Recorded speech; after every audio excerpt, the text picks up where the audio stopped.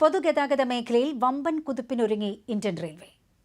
രാജ്യത്തെ ആദ്യ ഹൈഡ്രജൻ ഇന്ധന ട്രെയിൻ പ്രധാനമന്ത്രി നരേന്ദ്രമോദി നാളെ ഫ്ളാഗ് ഓഫ് ചെയ്യും.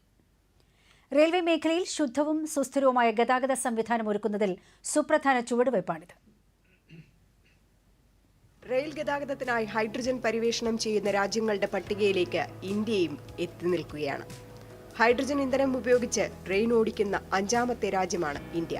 ഹരിയാനയിലെ ജിന്ദിനും സോനിപത്തിനും ഇടയിലാണ് ആദ്യ ഹൈഡ്രജൻ ഇന്ധന ട്രെയിൻ സർവീസ് നടത്തുന്നത്.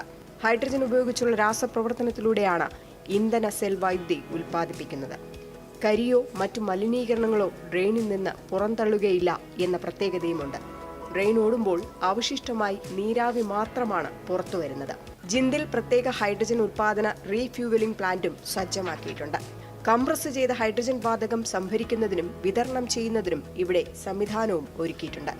1200 കിലോവാട്ട് ഹൈഡ്രജൻ ഇന്ധന സെൽ പ്രൊപ്പൽഷൻ സിസ്റ്റമാണ് ട്രെയിനിന് കരുത്താകുന്നത്. തുടക്കത്തിൽ ട്രെയിനിന്റെ വേഗത 75 കിലോമീറ്ററാണ്.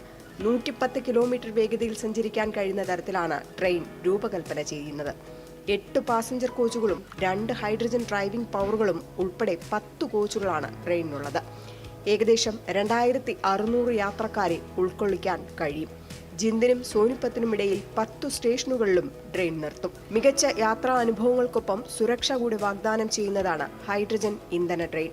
തദ്ദേശീയമായി രൂപകൽപ്പന ചെയ്ത സാങ്കേതിക വിദ്യ ഉപയോഗിച്ച് വികസിപ്പിച്ചെടുത്ത ട്രെയിൻ രാജ്യത്തിന്റെ റെയിൽവേ എഞ്ചിനീയറിംഗിൽ വളർന്നുവരുന്ന കഴിവുകൾ കൂടി ഉയർത്തിക്കാട്ടുകയാണ്. News desk, Doordarshan.